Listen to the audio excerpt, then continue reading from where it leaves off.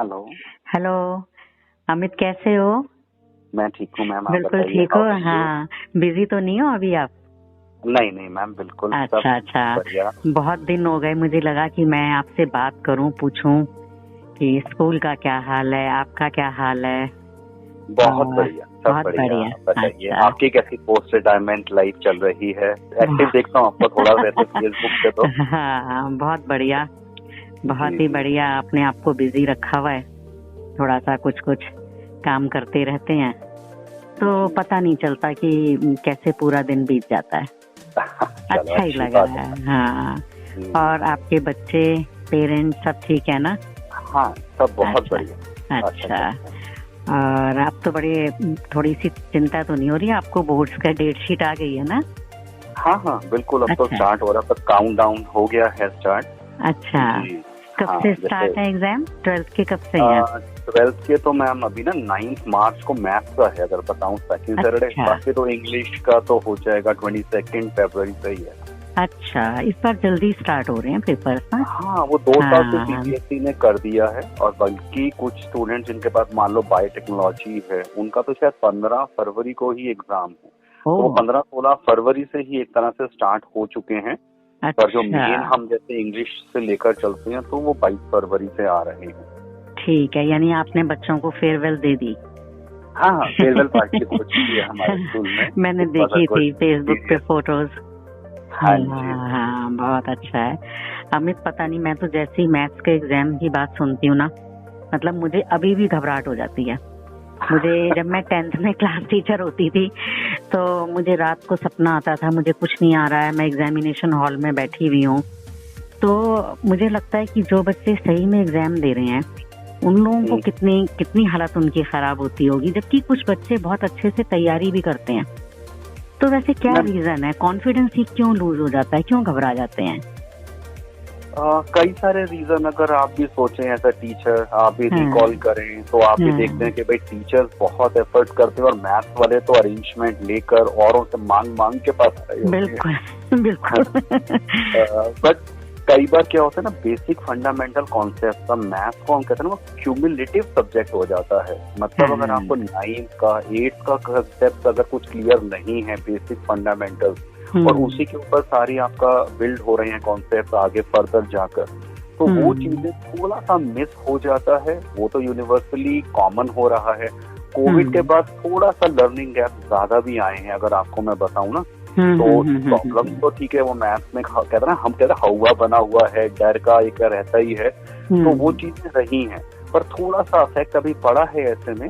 But थोड़े से अगर बच्चे एफर्ट्स करें, थोड़ा सा प्रैक्टिस करें, और उनको एक प्रॉपर गाइडेंस मिलती रहे, और एक पेरेंटल और टीचर्स का कहते हैं मॉरल सपोर्ट बने। बिल्कुल बिल्कुल। कोई भी मतलब बच्चों के सामने कोई नेगेटिव बात नहीं बोलें, ये जरूरी होता है ना, कि तू तो कुछ कर ही नहीं सकेगा। ऐसा जब एक सेंटेंस बोल दिया जाता है ना, तो बच्चों का मतलब पेरेंट्स भी कई बार बहुत अपेक्षा कर लेते हैं। तो कोई भी बात ऐसी नहीं होनी चाहिए। हाँ, तो मैं यही लगता है नहीं ना? बन पाया तो मैं अपने बच्चों से अपेक्षा रखूं कि चलो तुम मेरे बिहाफ पे बहुत अच्छा मेरा नाम करना, तो वो तो ठीक नहीं है। हर एक का अपना एक अपनी इनर कैपेबिलिटी होती है, कैपेसिटी होती है। तो मैं मानता हूँ कि ज्यादातर बच्चे उसके हिसाब से अपना वर्क कर रहे हैं, पर कईयों का अपना एक इंटरेस्ट एरिया अलग हो जाता है। किसी का मैथ में इन जनरल मान लीजिए है ही नहीं, या साइंटिफिक एप्टीट्यूड उतना नहीं है ही नहीं, और वो ये है कि पेरेंट्स की जिद से, या बच्चे होता है सोसाइटियल प्रेशर को देखकर, फ्रेंड्स को देखकर वो सब्जेक्ट चूज कर लेते हैं जो शायद वो नहीं कर पाए। पर ठीक है कि अब तो मैं मान के चलता हूँ, अब तो एग्जाम्स आ रहे हैं, जो सब्जेक्ट लेने थे वो तो सब चयन हो चुका है। तो अब तो कैसे हम फोकस करें, और कैसे हम एग्जाम में आज भी अगर मैं थोड़ा कम पर हूँ, या अगर मैं 90% पे हूँ, तो उसको कैसे मैं 95-100% पर लेकर आऊँ। और अगर आज भी मैंने प्री बोर्ड दे दी है, मान लीजिए हर एक के स्कूल में 1 या 2 प्री बोर्ड नेचुरली हुए हैं जी, तो अगर उसमें परफॉर्मेंस थोड़ा सा अगर डाउन है, तो उसको हम कैसे अभी भी इम्प्रूव कर सकते हैं। और ये मेरा मानना है, और ये पर्सनल एक्सपीरियंस आपका भी रहा होगा, कि जो बच्चे आज भी थोड़ा कम भी होते हैं, कर रहे होते हैं परफॉर्मेंस में, वो बोर्ड में मेहनत अगर अभी भी ईमानदारी से करेंगे तो they can do quite well. बिल्कुल। और मुझे तो अमित यही लगता है कि जितना बच्चे रिटर्न प्रैक्टिस करें, कितना रिटन प्रैक्टिस करें और सैंपल पेपर्स उनके पास हो। वैसे अच्छा आप ये बताओ कि अगर बच्चों के लिए मैथ्स के लिए, हिंदी की तो चलो हम नहीं बात कर रहे, पर मैथ्स के लिए क्या रिसोर्सेज हैं, इम्पोर्टेंट रिसोर्सेज, कहाँ से बच्चे प्रैक्टिस करें? कुछ ये भी मतलब थोड़ा सा मुझे ये बताओ आप कि हम तो ये बोलते हैं कि सैंपल पेपर्स इस टाइम पर काफी आते हैं, तो हम क्लास में तो उसमें से प्रैक्टिस करवाते हैं, पर मैथ्स के लिए और क्या हो सकता है? मैम देखिए, पहली बात तो ये कि सैंपल पेपर जो सीबीएसई रिलीज करता है वो बहुत इम्पोर्टेंट एक प्ले करता है अपना रोल। और उसमें भी सीबीएसई ने इस बार ना 3 सैंपल पेपर रिलीज करे हैं सीबीएसई ने। कई बार एक ही रहा है, पर इस बार हाँ, तो उनमें से एक के ऊपर ना वो प्रैक्टिस क्वेश्चंस लिखा है जो थोड़े टफ लेवल पर बना है। पर ये मैं आपके माध्यम से सभी को बताना चाहूंगा कि ऐसा नहीं होगा, उतना टफ तो बोर्ड का पेपर कभी नहीं आता है।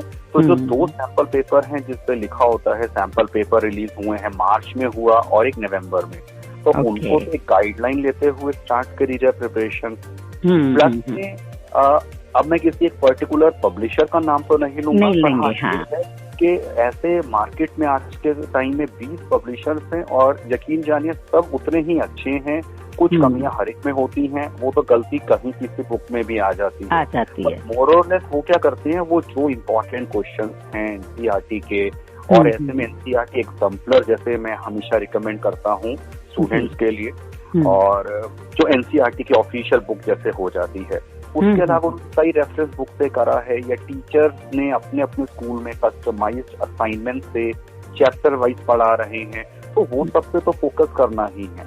पर अब सैंपल पेपर और जो सीबीएसई के बाद कुछ प्राइवेट पब्लिकेशंस ने निकाला, कोई भी एक आपने प्राइवेट पब्लिकेशन की बुक ले ली, उसमें से आपने 10 सैंपल पेपर, जो मैं उम्मीद रखता हूँ कि बच्चा दिसंबर से लेकर शुरू करता अगर, तो आज की डेट में उसके मैथ्स के लिए, क्योंकि जैसा आपको भी पता है मैथ्स से तो वो प्रैक्टिस बहुत ज्यादा डिमांड करता है, बहुत ज्यादा। बिल्कुल। तो बच्चे कई बार क्या हो रहा है आज के टाइम में ना, जनरेशन ही मैं जो जनरली देख रहा हूँ, वो ना रीडिंग में पता नहीं क्यों करना चाहते हैं। भाई हिंदी इंग्लिश शायद मैं रीड कर लूं, उनमें भी वो रिटर्न प्रैक्टिस से लिखना नहीं चाहते हैं, लिखना नहीं चाहते हैं ना, इसीलिए होता क्या है, अगर लिखेगा नहीं ना बच्चा, तो उसको एक तो ये नहीं पता चलेगा कि मान लीजिए 3 घंटे का पेपर है, अब 3 घंटे के पेपर में उसको एक सैंपल पेपर उसने लिया और उसने पेपर लिखना शुरू किया, आंसर लिखना शुरू किया, तो उसको पता चल जाएगा कि मेरी स्पीड क्या है लिखने की।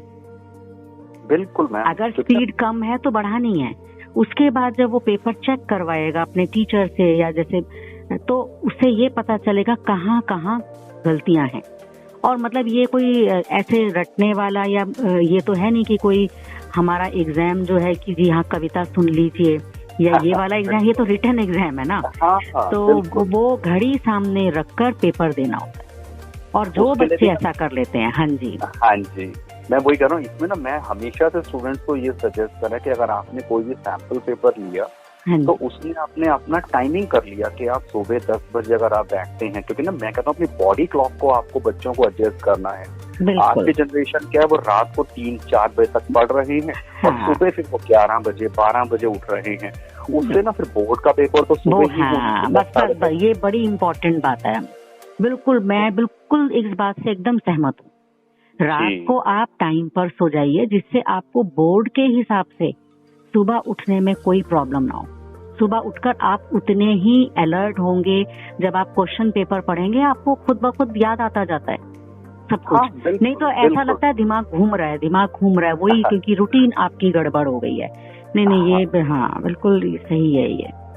तो वो ये कि अगर मान लो बच्चे ने है कि एक सैंपल पेपर पहले करा, तो मान लीजिए उसने अपने स्कूल के टीचर से या कोई अपने फ्रेंड्स के साथ या कहीं पे सेल्फ असेसमेंट कर लिया जहाँ पेपर से सॉल्व मिला है, तो उसमें मान लो उसके नंबर थोड़े कम भी आए हैं, पर कोई दिक्कत नहीं है। अगला दूसरा पेपर, तीसरा पेपर, धीरे धीरे, ये मैंने खुद पर्सनल एक्सपीरियंस करा है। जिन स्टूडेंट्स ने इस बात को रजिस्टर फॉलो किया है तो उसका इम्प्रूवमेंट हुआ है कि अगर पहली बार मान लो मैं अपने मैथ्स में बताऊं 80 नंबर का हमारा इससे पेपर होता है बोर्ड का एक्सटर्नल, तो उसमें पहली बारी में अगर मान लो सिर्फ 30 नंबर भी आए हैं कोई घबराने की बात नहीं है, ना डिमोटिवेटेड डिसहार्टन होने की।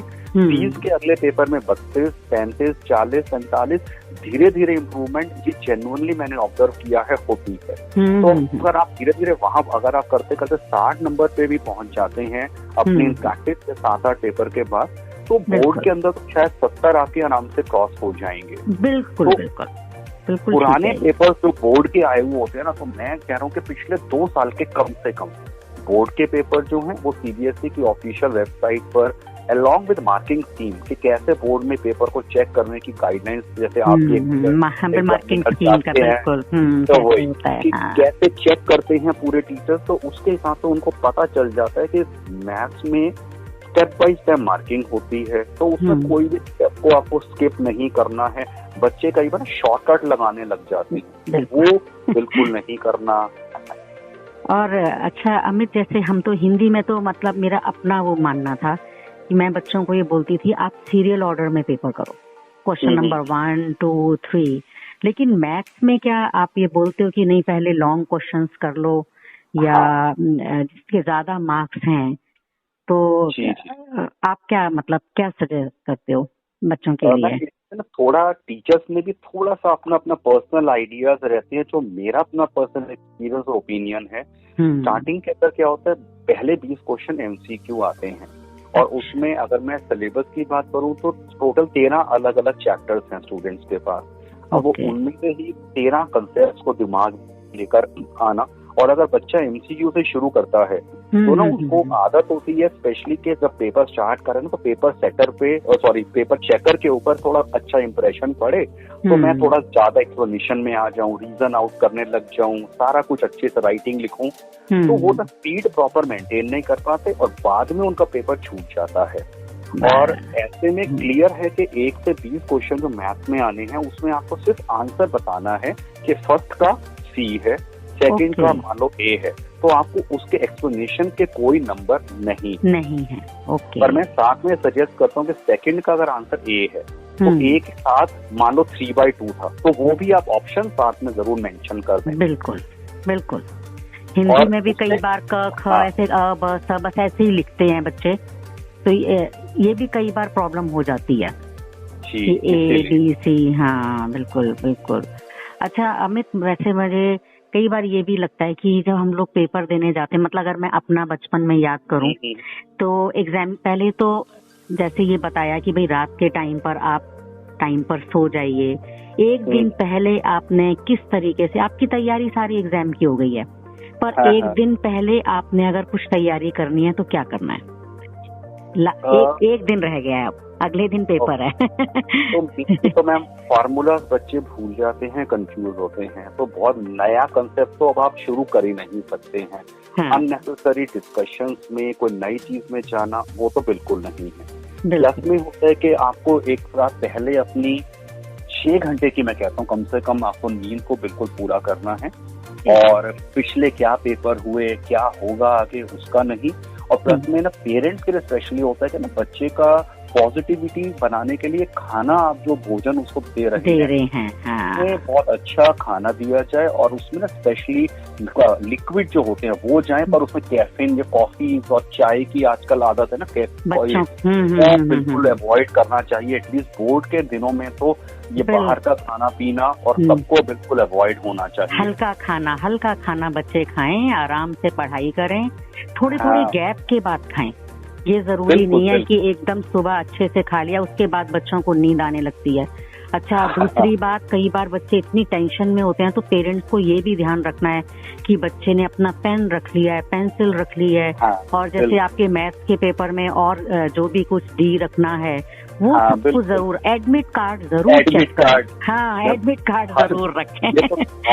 हर साल हुआ है कि कोई ना कोई एक बच्चा एडमिट कार्ड भूल जाता है। चक्कर में कितना मेंटल प्रेशर बन जाता है बच्चे पे और स्कूल टीचर्स के ऊपर भी, पेरेंट्स के ऊपर भी बहुत टेंशन हो जाती है उस समय।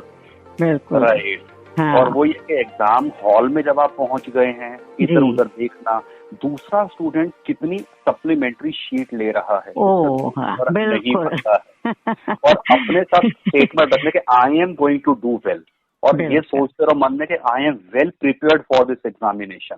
तो वो सोच के चलेंगे, बिल्कुल सोच के करेंगे, अच्छा होगा, बिल्कुल।